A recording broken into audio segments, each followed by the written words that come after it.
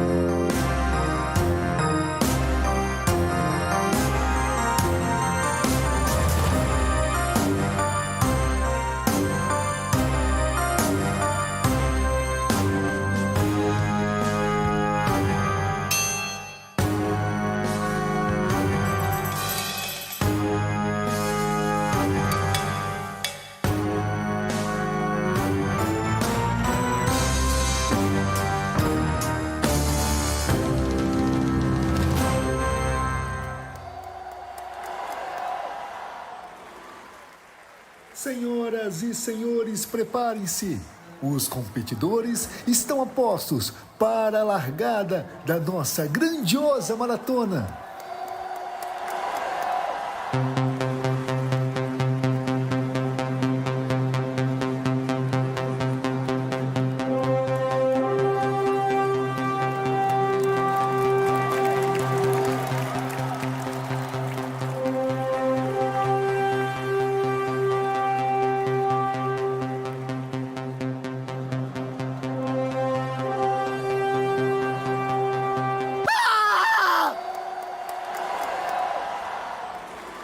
Preparar, apontar, fogo!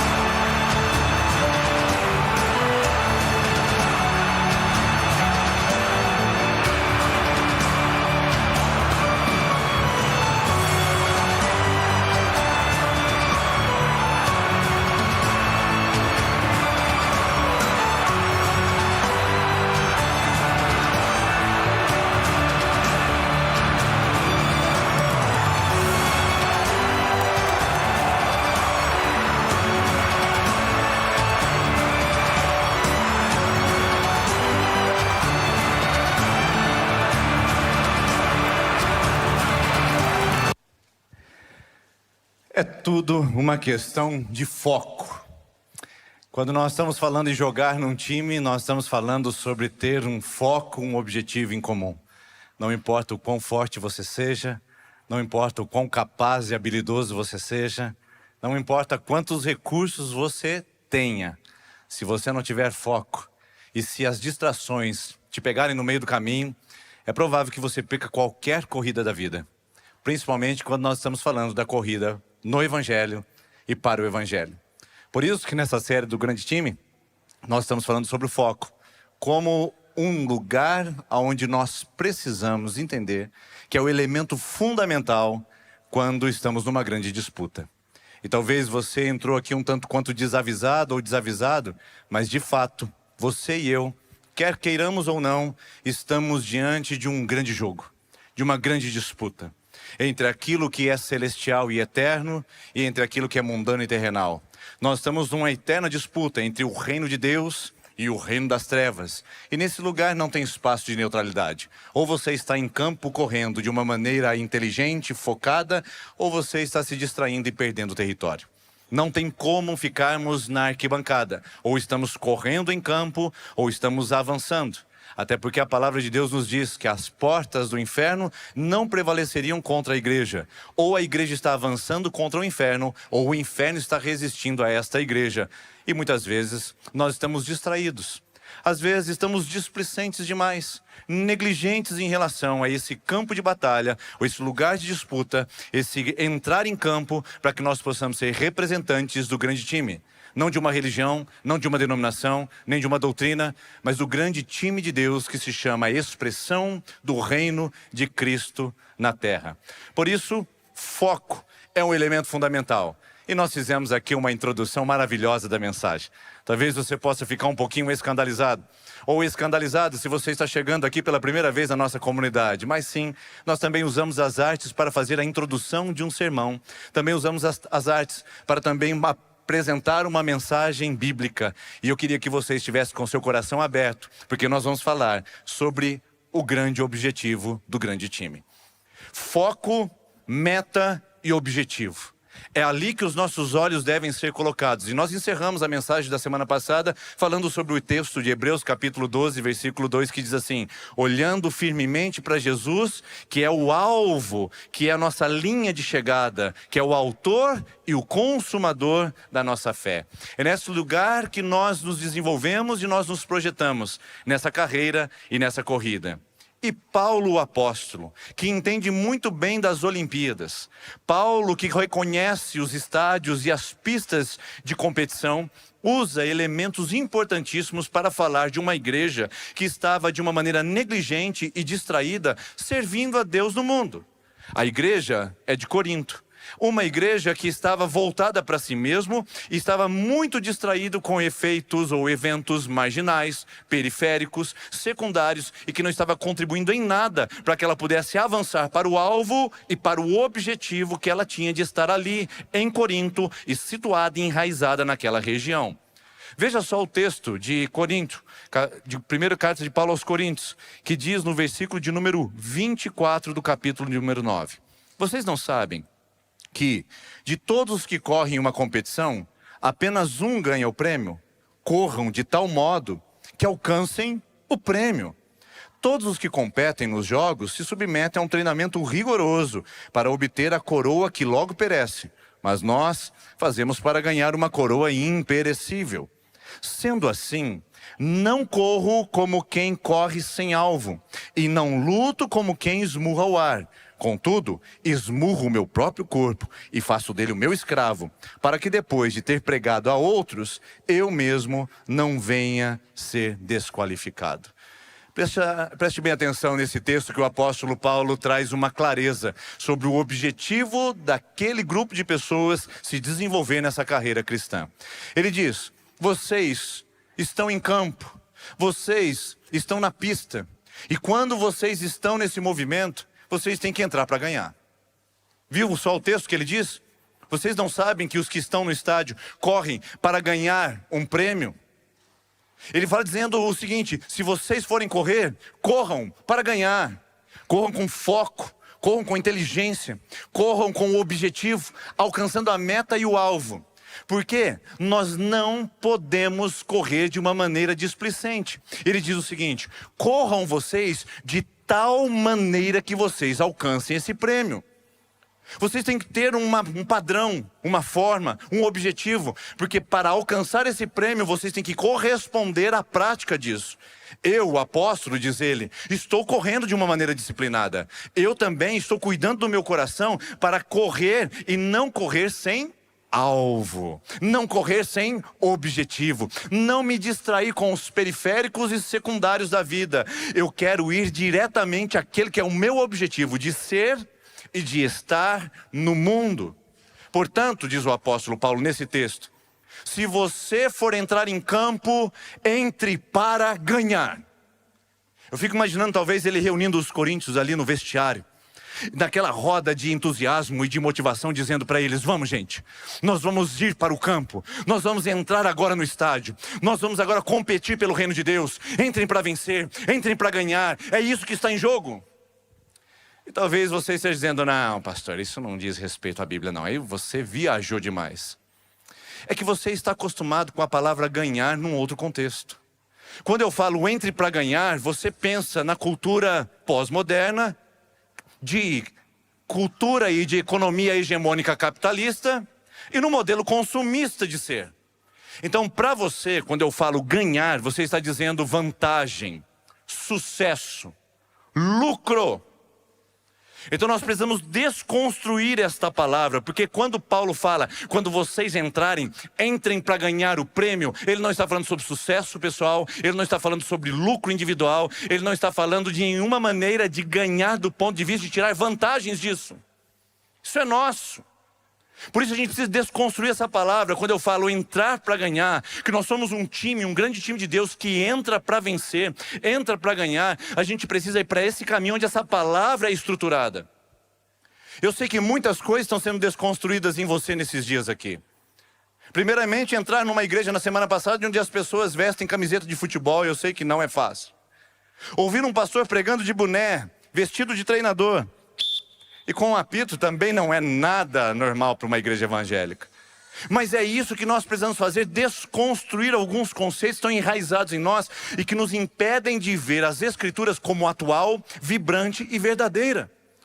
Preste bem atenção no que o apóstolo Paulo está dizendo. Quando vocês entrarem em campo, vocês têm que entrar para ganhar, porque há uma grande disputa em jogo. Há uma grande partida, quer você queira ou não, que está acontecendo bem debaixo dos seus olhos, onde você precisa compreender qual é o seu papel. E que partida é essa? O apóstolo Paulo vai citar isso. A cidade de Corinto é o grande jogo, é o grande lugar de partida, é o lugar do grande desafio. Quando o time começa a desenvolver, quando o time começa a crescer, os níveis de competição também começam a subir. Quando um grande time começa a performar, os níveis de competição e de disputa também começam a se acirrar. E o apóstolo Paulo está dizendo: nós nos tornamos uma igreja relevante, sim. Nós nos tornamos os portadores da boa notícia e do evangelho, sim. Nós estamos falando em toda a região da Grécia e da Acaia, sim. Agora é hora de a gente entender que há uma grande disputa em jogo. E este jogo acontece em Corinto. Fora de casa. Paulo está jogando junto com a igreja cristã primitiva fora de casa. E sempre é assim. Sempre nós estamos num certo nível de desvantagem quando dizemos casa. Por quê? Porque nós estamos fora de casa. Jesus disse em João capítulo 17, versículo 16: eles não são desse mundo, como eu também não sou. Filipenses 3:20 diz que a nossa pátria está nos céus. 1 de Pedro capítulo 2, versículo de número 11 diz que nós somos peregrinos e forasteiros nessa terra. Portanto, nós estamos fora de casa. E Paulo olha para a sua comunidade e diz: nós estamos em desvantagem sim, mas estamos lutando o bom combate e performando e nos desempenhando no projeto do reino de Deus, numa cidade altamente perigosa, cujas estratégias podem engolir e podem derrotar o nosso avanço no reino. E que estratégias são essas? Se você olhar para a história de Corinto, você consegue visualizar um pouquinho melhor. Esse é um mapa que eu trouxe para você entender. Corinto está bem ao sul do continente da Grécia, bem na fronteira entre aquilo que nós chamamos de Ilha do Peloponeso. E lá havia um pequeno canal de terra que fazia com que as pessoas, os navegantes que usavam suas embarcações precárias, encurtassem o caminho ao invés de circuncidar todo o Peloponeso, a ilha, eles faziam esse corte por dentro. Essa linha vermelha eu fiz para que você entendesse qual era o trajeto. Então ali em Corinto havia o canal de Corinto, ou o istmo de Corinto, que era nada mais nada menos do que um pequeno facho de terra, onde as embarcações aportavam e os vagões, como se fosse o embrião de uma ferrovia, eram levados em sulcos na terra para até o outro lado do continente, ou do istmo, para chegar em Atenas de uma maneira mais rápida, ao invés de fazer todo o contorno do continente ou da ilha. O Istmo era uma travessia obrigatória, e isso fazia com que Corinto fosse uma cidade muito pujante, poderosa economicamente. Por isso, que um dos primeiros elementos que aparece nessa cidade como desafio, como uma disputa para o reino de Deus se estabelecer ali, era a prosperidade econômica de Corinto. O modelo de consumo, o modelo de troca comercial que existia em Corinto, não existia em nenhum outro lugar da região da Grécia e fazia dela um grande centro econômico, comercial e próspero. E é muito difícil você pregar o evangelho para alguém que está consciente da sua própria autossuficiência e da sua própria prosperidade. Isso era um grande desafio para a igreja cristã se portar e posicionar em Corinto. Além disso, por ser um canal de rota obrigatória para todas as culturas da época e regiões, ali também havia uma grande diversidade. Uma Babel cultural.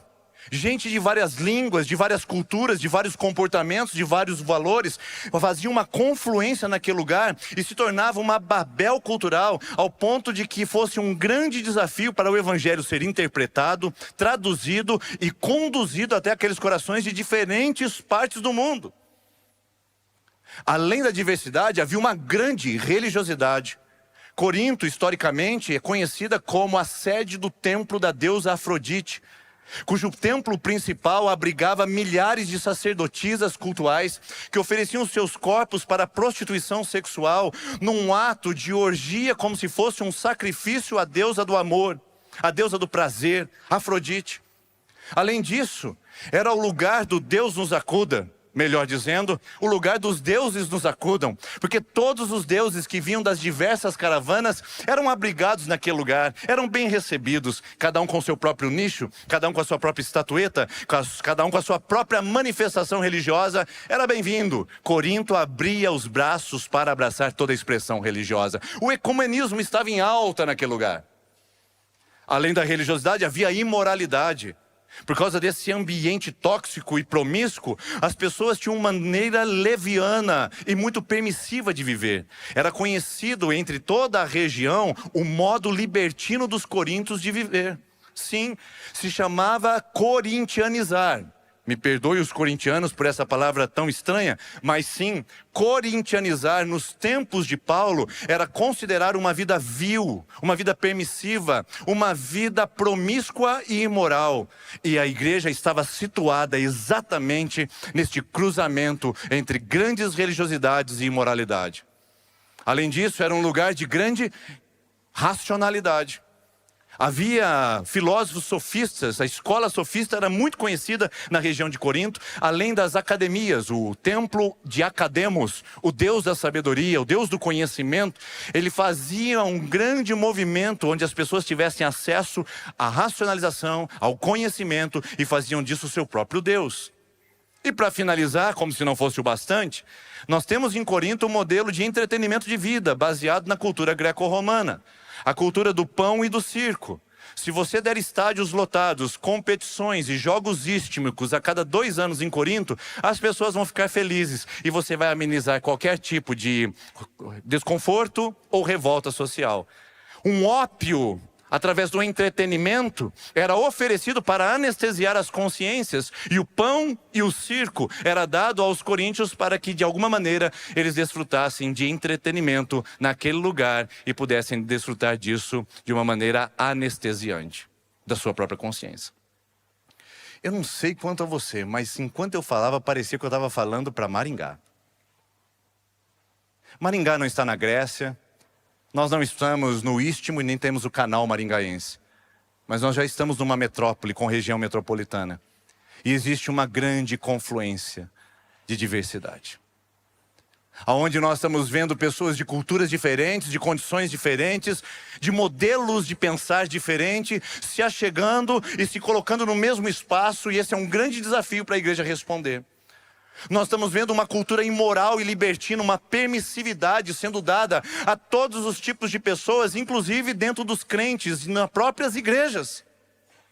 Também somos tomados por uma cultura de prosperidade, afinal de contas, somos a melhor cidade do Brasil para se viver. Perdoe-me a ironia, queridos, mas de nada adianta prosperidade econômica e pobreza da alma, pobreza da família, pobreza da fé, pobreza da moralidade do coração. Há um desafio de nós irmos além dessas pessoas autossuficientes e que batem no peito da sua prosperidade e dizer que elas são miseráveis, pobres, cegas e nu e que precisam andar e se vestir com o evangelho. Também temos o grande nível de religiosidade, um ecumenismo que está cada vez mais sendo despertado de uma maneira interessante e inteligente pelo mundo maligno, soterrando os nossos valores, fazendo diálogos com coisas anti-reino e anticristo, colocando tudo dentro de um sincretismo religioso para que a gente possa ser mais aceitável e palatável na sociedade. Há um desafio de sermos racionalistas, acadêmicos, inteligentes e deixarmos o evangelho para gente que é mais ignorante, que não entende das coisas. Afinal de contas, é uma fé mística que não se explica. Ou seja, sobretudo, a gente tem a terra do entretenimento. A gente tem grandes coisas para a gente poder se distrair, grandes coisas para a gente poder se perder e deixar o objetivo. Quando Paulo fala que essa cidade tinha um grande jogo e que a igreja cristã estava lá para disputar com eles, Paulo está falando sobre a nossa realidade também, irmãos. Nós estamos nessa grande disputa.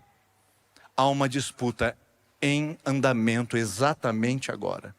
E você e eu somos convidados a entender o nosso papel nesse time, a entrar em campo e a não jogar como o lado adversário do reino de Deus. Não jogarmos contra as teologias, ou melhor, a favor das teologias rivais do reino. Não sermos rivais dos valores de Cristo. Pelo contrário, jogarmos do lado do time que está a favor do reino, dos valores da palavra e do evangelho. Por isso que o apóstolo Paulo faz um chamado e a consciência e ao entendimento daquela igreja dizendo: ei, corram, mas corram para ganhar, porque não é fácil viver em Maringá. Corram para vencer, porque não é fácil viver no ambiente onde você está, no trabalho, na família, na universidade, com as convivências sociais, até mesmo na cultura religiosa evangélica dos nossos dias. Corra, mas corra para vencer.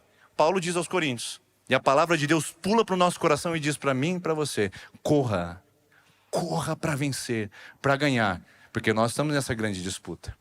Então, quando nós estamos falando em disputa, em campo, todo grande time tem uma grande partida para disputar, mas também tem um grande adversário. Quanto maior o desafio, maiores são os adversários. E Paulo trata de declarar e mostrar quais são esses adversários que a igreja estava vivendo. Aliás, irmãos, a primeira carta de Paulo aos Coríntios é uma escrita para mostrar os adversários que estavam tirando a concentração da igreja no evangelho. Corinto é uma igreja que tem vários problemas que estão incipientes. Paulo, com uma pena habilidosa, abre o seu pergaminho e começa a escrever e dizer para eles: vocês estão distraídos na corrida. Por isso, voltem seus objetivos e parem de esmurrar o ar. Corram com objetivo e com propósito. E ele começa a dizer: porque são muitos adversários que estão distraindo vocês. Quais eram os adversários que Paulo escreve aos Coríntios? Eu não tenho tempo para poder ler todos os textos, mas eu vou citar o contexto geral da primeira carta, e depois você pode ler na sua casa e confirmar o que eu estou dizendo através do que estamos falando aqui. Paulo diz que nessa igreja havia divisões internas. Nessa primeira carta, no capítulo 1, ele diz o seguinte: entre vocês tem uma divisão permanente. Uns dizem que são de Paulo, outros dizem que são de Cefas, outros dizem que são de Apolo, e tem uns aí que estão dizendo que são os espirituais demais, são de Cristo. Vocês não estão percebendo que essa divisão está fazendo mal ao reino de Deus? Vocês estão fazendo escolhas baseadas na sua preferência. Uns estão dizendo: eu sou batista e, portanto, sou melhor que o presbiteriano. O outro está dizendo: eu sou presbiteriano, portanto, sou melhor que o pentecostal. O outro está dizendo: eu sou pentecostal e, portanto, sou melhor que o presbiteriano e o batista juntos. Traduzindo, irmãos, preferenciarismo, partidarismo, são coisas do mundo adversário, quando você entra para o modelo preferencial, quando você é partidário no reino de Deus, você entra para o ambiente do adversário e da divisão, e não da unidade. Em Corinto havia uma divisão na igreja também entre os que são e os que nada são. Paulo trata sobre isso no capítulo 1 e o 2 e o 3 sobre esse problema.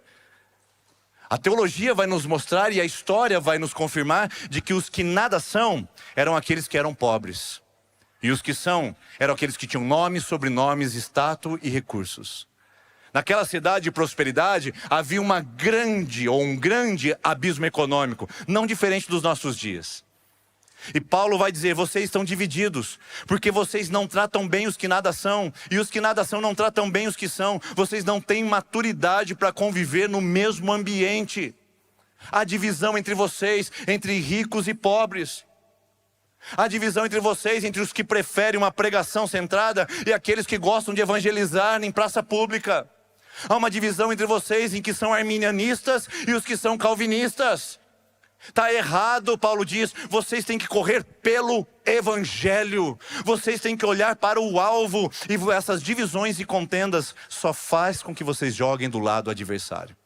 E isso é sinal de imaturidade. Aliás, esse é o segundo movimento que ele faz. No capítulo 3 dessa carta, ele fala no versículo 1. Eu tive que escrever a vocês como a carnais e não como a espirituais. Porque vocês ainda são carnais. Eu dei leite de beber a vocês e não alimentos sólidos, pois havendo entre vocês divisões, contendas e preferências, não seriam vocês carnais? Imaturidade espiritual é um tema recorrente nessa igreja de Corinto. Eles não tinham maturidade para conviver, inclusive, entre ricos e pobres. No capítulo 11, Paulo vai ter que falar sobre a ceia, porque os mais ricos chegavam antes, porque eles tinham um motorista, eles tinham um carro próprio, eles conseguiam sair mais cedo do trabalho, e chegavam lá e comiam pão, bebiam vinho até se embriagar. Os mais pobres, que dependiam do busão, dependiam do transporte público, quando chegavam atrasados para a festa e para a ceia do Senhor, não tinha mais nada. E aí Paulo diz, vocês são carnais, vocês estão comendo a ceia do Senhor de uma maneira inadequada. Essa igreja não tinha maturidade de convivência, não tinha maturidade doutrinária. Se você vê, por exemplo, no capítulo 12, Paulo tem que escrever um sermão de 4 capítulos, de 3 capítulos, melhor dizendo, sobre os dons espirituais. Não tinham maturidade para exercitar o dom, e os outros não tinham maturidade para compreender quem tinha o exercício dos dons. Uma igreja imatura joga no time adversário. Uma igreja cheia de mimimi, cheia de melindres, cheio de que, eu não sou, eu não posso, é fulano. Essa igreja joga no time adversário. Por isso que nós estamos dizendo aqui que nós não pastoreamos melindres. Irmão, é difícil demais. A gente pastoreia sofrimento, perda, luto. A gente pastoreia dor, angústia. Mas pastorear melindre de crente velho é uma dificuldade sem tamanho. Gente que já deveria estar cuidando dos outros, precisa que ainda seja lembrado dos elementos fundamentais do evangelho. Gente que ao invés de estar correndo, fica na arquibancada reparando. Gente que com uma imaturidade espiritual não consegue se engajar, se envolver, perdoar, abençoar. Mas que com uma espiritualidade tóxica, consegue ser crítico o suficiente, ácido o suficiente para contaminar a si mesmo e as pessoas que estão à sua volta. Era isso que os coríntios estavam fazendo e que Paulo repreende e que serve bem de advertência para você e para mim. Se você está imaturo espiritualmente, se você ainda está falando, pastor de boné, pastor sem terno, porque as crianças, porque não tinha estacionamento para mim, eu dei uma palavra para você. Cresça. Cresça no evangelho. Cresça na palavra de Deus. Porque esse mesmo que critica, esse mesmo que olha para o ambiente, esse mesmo que não compreende, é o mesmo que adota práticas doutrinárias indecentes. O mesmo que diz, meu Deus, um pastor pregando de boné, é aquele que fala, eu recebi uma transferência de unção. Isso não está na Bíblia, é imaturidade espiritual. Não um pastor pregando de boné, mas transferência de unção, não está na Bíblia.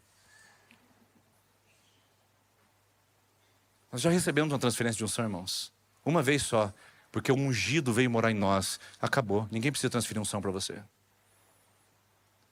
Por isso essa imaturidade espiritual corrói e faz a gente jogar no outro time. No time adversário. E Paulo escreve para falar: vocês são imaturos, vocês não conseguem conviver entre vocês, vocês ficam com julgamento, vocês ficam apontando os mais pobres, os mais ricos, vocês estão falando que são mais espirituais, que tem que ter dom, ou está dizendo que não tem que ter dom, um está dizendo que é pentecostal, está dizendo que é tradicional, um está dizendo que é melhor, está dizendo que é pior.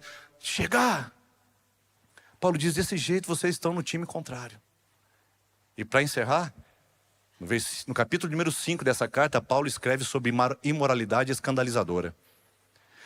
Paulo começa dizendo assim: pois eu não louvo vocês pelo que está acontecendo nessa igreja, porque é sabido em toda a região e por toda parte tem falado-se de uma imoralidade entre vocês, tal qual que nem entre os gentios que não conhecem a Deus está acontecendo. Os gentios não fazem isso e vocês na igreja estão fazendo, ao ponto de um jovem está se deitando com a mulher do seu pai. Um jovem estava tendo relações sexuais com a sua própria madrasta, bem debaixo do nariz dos coríntios naquela igreja, e eles estavam tolerando o pecado e tendo orgulho dessa liberdade. O ato corintianizar já tinha sido naturalizado na igreja. E Paulo diz: desse jeito vocês estão no time contrário. Quando vocês não testemunham do evangelho, quando vocês invalidam a palavra de Deus através de um comportamento tão nefasto como o de vocês estão jogando no time contrário. Romanos 2:24 é o próprio apóstolo Paulo que escreve dizendo: o nome de Deus é blasfemado entre os gentios por causa de vocês. Não tem mais gente nessa cadeira, não tem mais gente nessa arquibancada, não tem mais gente recebendo o evangelho, às vezes por causa do meu comportamento, às vezes por causa do meu próprio testemunho, porque eu jogo no time adversário. Eu frequento uma igreja evangélica, eu dou dízimo numa igreja evangélica, mas eu jogo no time adversário. Com imoralidade, com práticas que invalidam o cristianismo, que deveria ser um desejo do meu coração de segui-lo. No meu trabalho, na minha família, no meu dia a dia. Eu invalido a mensagem com práticas imorais, escandalizadoras. Porque eu sou capaz de ter ficado a tarde toda numa cachaça, ficado lá, maltratado a minha esposa, os meus filhos, e depois vir para o culto e dizer: eu estou na igreja. Paulo diz o seguinte para essa igreja: vocês não estão fazendo bem, porque o seu testemunho está comprometendo a validação da palavra de Deus. Ao ponto de uma pessoa vir para a igreja no domingo à noite, mas na segunda-feira explorar a sua mão de obra. Tirar vantagem dela a todo custo. E aí Deus fala: com uma imoralidade dessa, o evangelho perde a sua força e o seu potencial de relevância. Por isso, a minha pergunta para você é: quer jogar nesse time? A minha segunda pergunta é: você não está jogando nesse time não? Pare e reflita, porque o apóstolo Paulo vai dizer: se vocês não entenderem o objetivo, vocês estarão do lado adversário. Aí o apóstolo Paulo recupera a palavra que eu li com vocês e ele vem para sustentar isso. Então eu estou fazendo um movimento diferente com vocês aqui, meus irmãos e irmãs.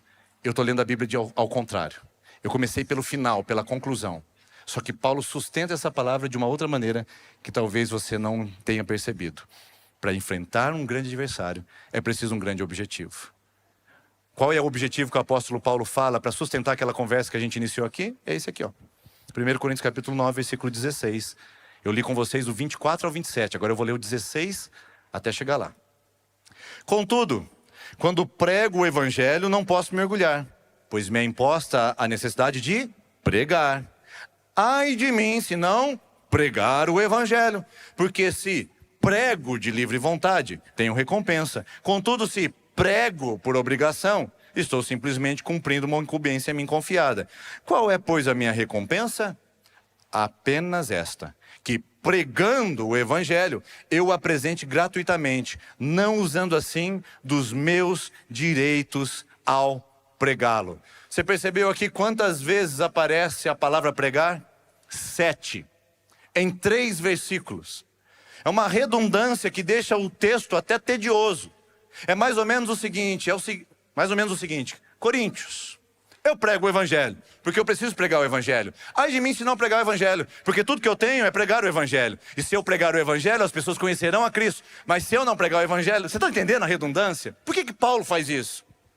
Porque esse é o objetivo da igreja, é pregar o Evangelho. Não é pregar sabedoria humana, não é pregar doutrina milenar, não é pregar denominacionalismo, não é pregar ideologia política, não é pregar teologia própria, é pregar a boa notícia do Deus que resolveu o problema do ser humano, que estava perdido e pecador, através de Cristo na cruz do Calvário. Essa é a boa notícia que a igreja tem que falar. E se nós usamos boné, se usamos luzes, se usamos telão, se usamos gravata, se usamos recursos midiáticos, é para pregar o Evangelho, e somente isso.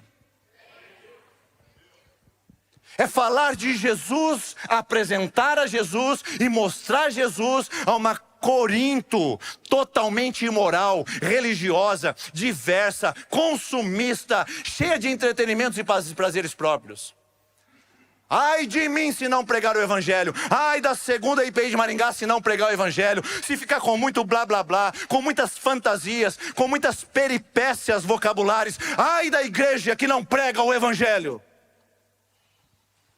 que não trata o Evangelho com reverência, com santidade, mas que manipula para trazer números e agradar as pessoas. Por isso a minha palavra com você é a mesma do apóstolo Paulo. Quer correr com objetivo? Olha para o Evangelho, porque a sua responsabilidade é só pregá-lo. Deus não nos chamou a construir templo, embora seja necessário, mas primeiro Ele nos chamou para pregar o Evangelho. E se o templo vai ser construído, é que mais pessoas que foram salvas pelo Evangelho chegam até lá. Deus não nos chamou para criar instituições, Deus nos chamou para pregar o Evangelho. As instituições são um efeito colateral, o templo é efeito colateral, a denominação é efeito colateral, porque a igreja de Jesus foi plantada na terra para pregar o Evangelho, a boa notícia de Deus. E o apóstolo Paulo fala assim: se nós temos um objetivo para continuar correndo aqui em Corinto, é porque a gente tem que pregar o Evangelho. E eu quero dizer para você, se nós temos um objetivo para continuar em Maringá, para abrir essas portas todos os domingos para receber você e sua família, é porque nós precisamos pregar o Evangelho. Agora veja só como é que ele conclui para chegar naquele texto que eu li com você. Porque embora eu, sendo livre de todos, fiz-me escravo de todos, a fim de ganhar o maior número possível de pessoas. Para os judeus, eu me tornei judeu, a fim de ganhar os judeus. Para os que estão debaixo da lei, tornei-me alguém como se estivesse sujeito à lei, embora eu mesmo esteja debaixo da lei, a fim de ganhar os que estão debaixo da lei. Para os que estão sem lei, tornei-me sem lei, embora eu não esteja livre da lei de Deus, mas sim sob a lei de Cristo, a fim de ganhar os que não têm lei. Para com os fracos, eu tornei-me fraco, a fim de ganhar os fracos. Fiz-me tudo para com todos, a fim de, por algum meio, salvar alguns. Faço tudo isso por causa do Evangelho, para ser participante dele. Todo time entra para ganhar. E o apóstolo Paulo está dizendo: eu faço tudo por causa do Evangelho. Para ganhar. Irmãos, irmãs, o que a gente precisa fazer é tudo por causa do Evangelho. Se for para deletar aquela rede social terrível e perniciosa, delete. Se for para criar uma para manifestar a glória de Deus, crie. Se for para ser intencional nos seus relacionamentos, o faça.